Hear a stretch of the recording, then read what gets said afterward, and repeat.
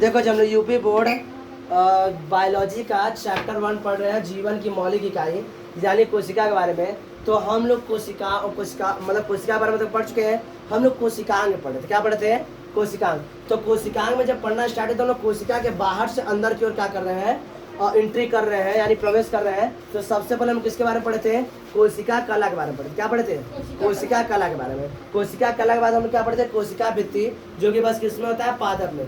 कोशिका भित्ति जंतु कोशिका में नहीं होते। इसके बाद क्या हम लोग पढ़े थे? तो कोशिका इस तरह से हम लोग मान लेते हैं। अब इसको रखते हैं, ठीक है। यह क्या है? हमारा कोशिका। क्या है? कोशिका है। तो कोशिका के सबसे बाहर का भाग क्या कहलाएगा तुम्हारा? देखो ये बाहर वाला भाग है, जिसे क्या बोलेंगे? कोशिका कला। ठीक, ये सबसे बाहर वाला है, तो इसे क्या बोलेंगे? हमने थोड़ा सा हार्ड होता है, तो बस किसमें होता है? पादप में होता है। किसमें होता है? पादप में। तो ये तो हो गया कोशिका कला। तुम्हारा क्या हो गया? कोशिका कला। कोशिका कला, ठीक, जो कि जंतुओं में होता है और तथा पादप दोनों में होता है। लेकिन जो पादप यानी प्लांट्स होते हैं उनमें एक और एक्सटर्नल एडिशनल सेल क्या होता है? मेम्ब्रेन होता है, जिसे क्या बोलते हैं हम लोग? कोशिका भित्ति। क्या बोलते हैं? कोशिका भित्ति। इंग्लिश में इसे क्या बोलते हैं? Cell wall. क्या बोलते हैं? Cell wall. यह सेल वॉल किसमें होता है? बस केवल प्लांट में होता है, एनिमल सेल में नहीं होता। बात में रहा है। इसके बाद हम लोग अंदर जब एंट्री किए थे तो हम लोग क्या पढ़े थे कि इसके अंदर क्या होता है? ऐसे लिक्विड भरा होता है, जिसे क्या बोलते हैं हम लोग? जीव द्रव्य बोलते हैं। क्या बोलते हैं? और बीच में क्या होता है हमारा? न्यूक्लियस। दूसरे कलर से कर देता है। बीच में क्या होता है हमारा? न्यूक्लियस यानी कि केंद्रक, ठीक है। ये कलर दूसरा है और ये बाहर का भाग है। ये क्या है? बाहर का भाग, ठीक। तो इधर देखो, ये पूरा कोशिका का बाहरी लेवल, इसे क्या बोलते हैं हम लोग? कोशिका कला। तो कोशिका कला के अंदर का संपूर्ण भाग क्या कहलाता है तुम्हारा? जीव द्रव्य कहलाता है। क्या कहलाता है? जीव द्रव्य। इंग्लिश में क्या बोलते हैं? प्रोटोप्लाज्म। क्या बोलते हैं? प्रोटोप्लाज्म। तो प्रोटोप्लाज्म किसे कहते हैं? तो ध्यान समझो। तो कोशिका के अंदर का संपूर्ण जीवित पदार्थ, क्या चीज? संपूर्ण सजीव पदार्थ क्या कहलाता है तुम्हारा? क्या बोलेंगे इसे? जीव द्रव्य बोलेंगे। क्या बोलेंगे? जीव द्रव्य। इंग्लिश में क्या बोलेंगे इसे? प्रोटोप्लाज्म। इसके दो भाग होते हैं। कितने भाग होते हैं? दो। एक देखो ये तुम्हारा क्या होता है? एक भाग इसे क्या बोलते हैं लोग? कोशिका द्रव्य। क्या बोलते हैं? कोशिका द्रव्य। कोशिका द्रव्य कहाँ से कहाँ तक उपस्थित है? तो यह तुम्हें केंद्रक दिख रहा है, तो केंद्रक से लेके यह तुम्हारा सेल मेम्ब्रेन कोशिका कला है, इनके बीच वाले भाग क्या बोलते हैं हम लोग? कोशिका द्रव्य। क्या बोलते हैं? कोशिका द्रव्य, ठीक है। और सबसे बीच वाला पार्ट किसे क्या बोलते हैं हम लोग? केंद्रक। क्या बोलते हैं? केंद्रक। तो जीव द्रव्य के कितने भाग होते हैं? दो। कितने भाग होते हैं? दो। एक होता है केंद्रक और दूसरा क्या होता है? कोशिका द्रव्य। एक क्या होता है? केंद्रक और दूसरा क्या होता है? कोशिका द्रव्य। बात समझ रहा है? अब आगे अब पढ़ेंगे हम लोग कि कोशिका जो कोशिका द्रव्य होते हैं, इसके भी तीन भाग होते हैं। कितने भाग होते हैं? मतलब तीन भाग होते हैं। तीन प्रकार के पाए जाते हैं। कितने प्रकार पाए जाते हैं? तीन। तो कोशिका द्रव्य कितने प्रकार के पाए जाते हैं? तीन प्रकार। ध्यान समझना। देखो जो केंद्र के पास का कोशिका द्रव्य होता है, यह थोड़ा सा कौन से फॉर्म में रहता है? सॉलिड फॉर्म में रहता है। क्या रहता है? सॉलिड फॉर्म में। फिर ध्यान समझो, क्या बताओगे कि देखो कोशिका के अंदर का संपूर्ण भाग क्या कहलाता है?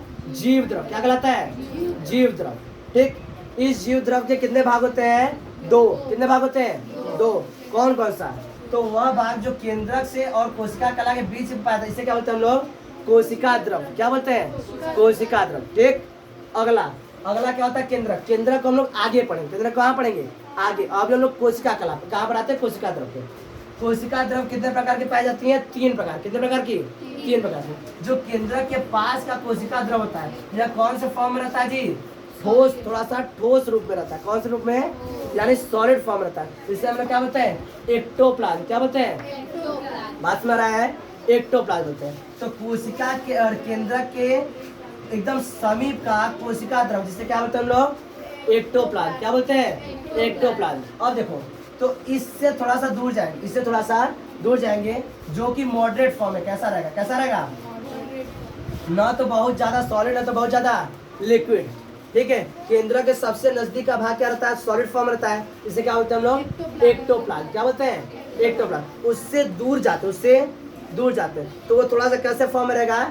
हल्का सा लिक्विड और हल्का सा सॉलिड। इसे क्या बोलते हैं लोग? मीसोप्लाज्म। मिडिल में रहता है मीसोप्लाज्म। क्या होता है?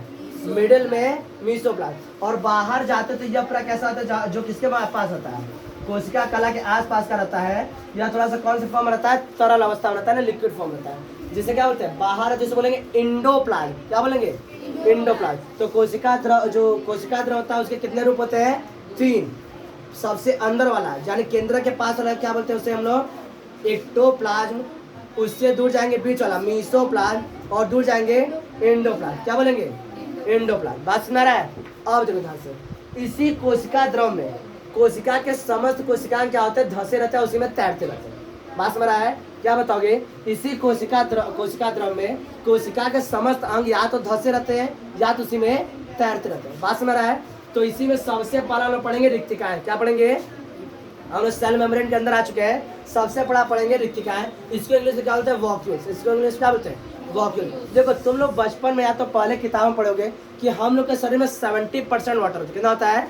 70%। यानी हमारे पूरे बॉडी का 70% क्या है? वाटर है। और तुम्हारा दिमाग में काम करता होगा कि 70% वाटर पेट में हटा कैसे? इतना छोटा सा पेट है, पूरे बॉडी का कितना है भाई? 10% है ना? कितना है? 10%। 10% पूरे बॉडी का 70% वाटर कहाँ से आ जाएगा? आ सकता है? नहीं आ सकता।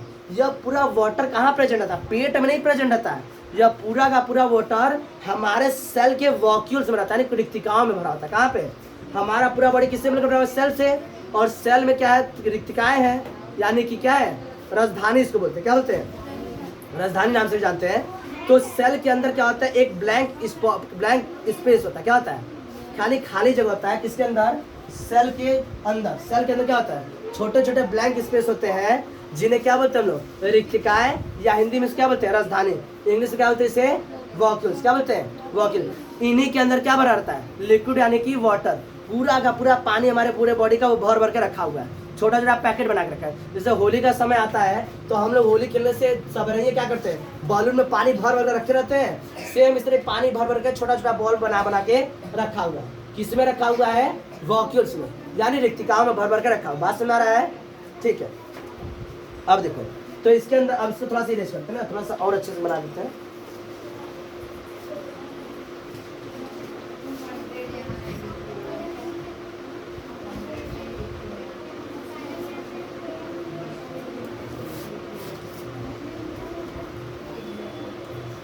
अब ध्यान से तो देखो बस तुम लोग। जैसे देखो तुम लोग कहीं कहीं ब्लैंक स्पॉट दिख रहा होगा, दिख रहा है? खाली खाली जगह, हाँ इस तरह खाली खाली जगह दिख रहा है। इसी खाली खाली जगह क्या बोलते हैं हम लोग? वॉक्यूल्स, यानी कि रिक्तिकाएं। क्या बोलते हैं? रिक्तिकाएं। तो ये कोशिका द्रव के अंदर क्या होते हैं? रिक्तिकाएं होती है। क्या होती हैं? रिक्तिकाएं, या इसी क्या बोलते हैं? रसधानी। क्या बोलते हैं? रसधानी। इंग्लिश में वॉक्यूल्स। ये क्या होते हैं? तो क्या बताओगे? कोशिका के अंदर के खोखले स्थान।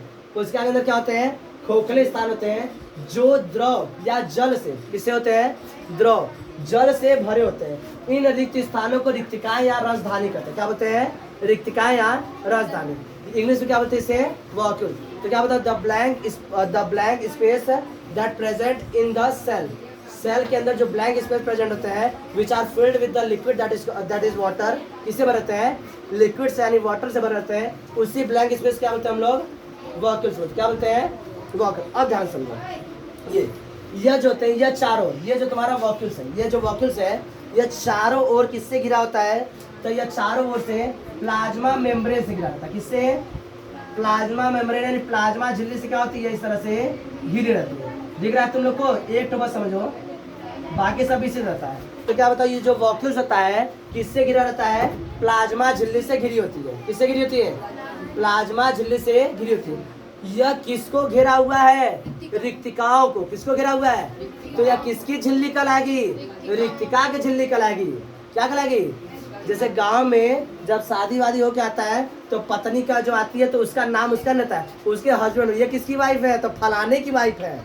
इसी तरह यह किसकी झिल्ली है? रिक्तिका की। तो इसको क्या बोलेंगे? रिक्तिका झिल्ली बोलेंगे। क्या बोलेंगे? रिक्तिका झिल्ली। बात सुना रहा है? और इंग्लिश में क्या बोलते हैं? टोनोप्लास्ट। क्या बोलते हैं? बात सुना रहा है? इंग्लिश क्या बोलते हैं इसे? टोनोप्लास्ट। कोई दिक्कत?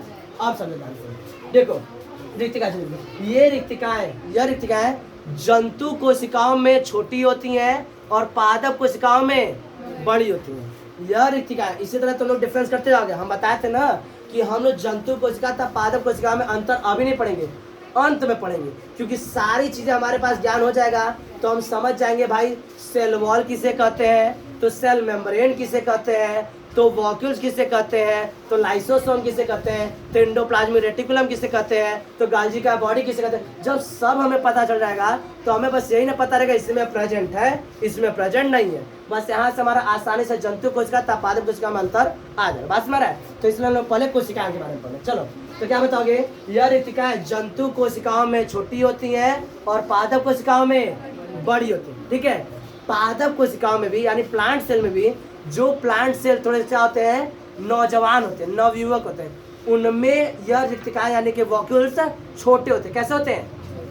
फिर से कंफ्यूजन मत हो, फिर से बताओ। यह जो वॉक्यूल्स होते हैं यह एनिमल सेल में छोटे होते हैं और प्लांट सेल में बड़े होते हैं। भाई सीधी सी बात है, एनिमल कितना बड़ा? बहुत बड़ा, हमारे बड़ा होगा, हमारे इतना बड़ा, बहुत ज़्यादा होगा क्या? हाथी होगा, हाथी जितना बड़ा होगा, इतना ही ना होगा। लेकिन प्लांट भाई साहब बड़े बड़े होते हैं, एकदम भयंकर भयंकर।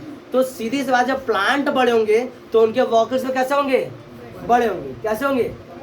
वॉक्यूल्स मतलब खाली जगह, जेबा, खाली जगह यानी जेबा।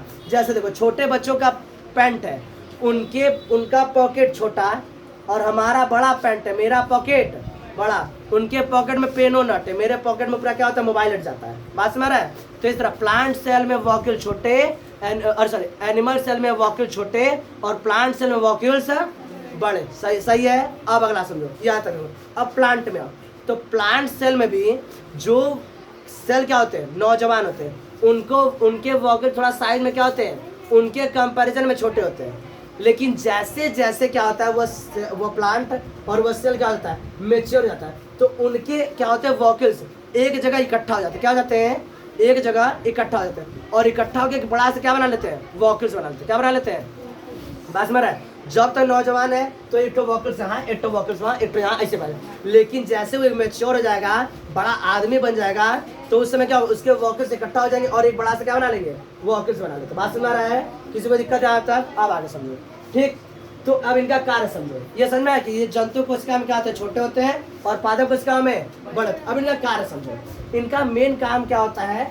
कि चीजों को स्टोर करना, इकट्ठा करना, भंडारण करना। क्या करना? भंडारण करना। ठीक है, तो क्या बताओगे कि यह जल, भोजन और उत्सर्जित पदार्थों का क्या करता है? भंडारण करता है। किसका किसका? जल, भोजन तथा उत्सर्जित पदार्थों क्या करता है? ये भंडारण करता है। बात समझ आया?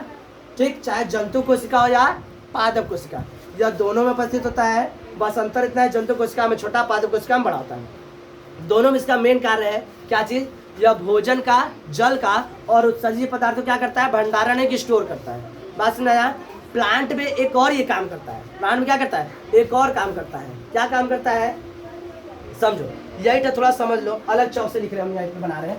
प्लांट सेल में क्या होता है? इनके ऊपर ऐसे क्या होते हैं? ऐसे ऐसे दिख रहा है यहाँ पे, छोटा छोटा ऐसे पॉइंट करके ऐसे ऐसे स्पॉट पाते हैं, जिन्हें क्या बोलते हैं हम लोग? पिगमेंट यानी वर्णक। क्या बोलते हैं? Green pigment. क्या बोलते हैं? ग्रीन कलर पाता है। क्या होता है? Green pigment. यही क्या करते हैं? उनको कलर देने का काम करते हैं। क्या करते हैं? कलर देने, यानी इसमें पिगमेंट प्रेजेंट होता है और यही पिगमेंट क्या करता है? उनके फ्लावर को अट्रैक्टिव कलर प्रोवाइड करता है। क्या करता है? उनके फ्लावर को अट्रैक्टिव कलर प्रोवाइड करता है। क्या बताओगे? कि यह जल, भोजन तथा उत्सर्जित पदार्थों का भंडारण करता है। और प्लांट में एक और काम करता है, पादप कोशिका में इनमें उपस्थित जो वर्णक होते हैं, वर्णक यानी कलर करने वाले, रंगने वाले वर्णक पुष्पों को आकर्षक रंग प्रदान करते हैं। इसके वजह से फूल क्या लगता है? हमें आकर्षक दिखाते हैं। बात सुनाया? रिक्तिकाओं में किसी को दिक्कत, कहीं समझने में कोई समस्या? हाँ, ये प्लांट में कैसे होता है और एनिमल सेल में कैसे होता है? कोई दिक्कत? बात सुना है? इसका फिगर बना लो, इस तरह इसको लिख लो।